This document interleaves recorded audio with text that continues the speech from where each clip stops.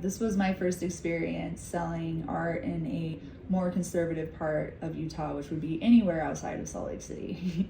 My name is Jenna Rogan. I am a full-time artist. I've been selling my art for 7 years, and I've been doing it full-time for the last full year. I've made all the mistakes along the way, and I've had a lot of crazy things happen. This story time is about Raspberry Days in Bear Lake, Utah. My first mistake with this show was that I did not do the research when I applied. Walk through the show before you sign up. But we're looking at it as an opportunity to kind of camp, get away. We got to Bear Lake, decided to be there. We got set up the night before. I asked, where is the beer tent? I love being near the beer tent. People love buying when they're drinking. We were told there's no beer. They were actually very happy to be able to offer coffee this year. In Utah, coffee is frowned upon. That was my first red flag.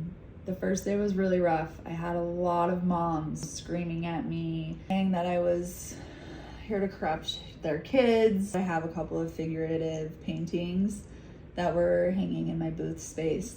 I had so many people were saying things that I was actually scared that I was going to be asked to leave or to take my art down. And this lady kept coming back, told me she was offended by my art. I explained to her it's not for everybody, that it's okay if she doesn't like it, you can just move on. She came in with her phone, she was filming me, she was taking photos of my art. She said she was going to report me to the director, and that felt really awful. I took out my phone and started recording back because I just didn't know what to do. I don't think I will be sharing any of that. I imagine she probably wasn't proud of the way she acted, so I don't really want to throw it on the internet for everybody to judge. She came in filming and screaming Bible verses at me, and the director was made aware of what was happening. They were amazing. I was so nervous I was going to be asked to leave, and they were like, we fully vetted you, we know what your art is, we love your art, we want you here, we don't want you to take it down, and we also want you to come back next year. And they had security remove that lady, escorted her off of the property. Security just stayed near my booth, which made me feel a lot more safe.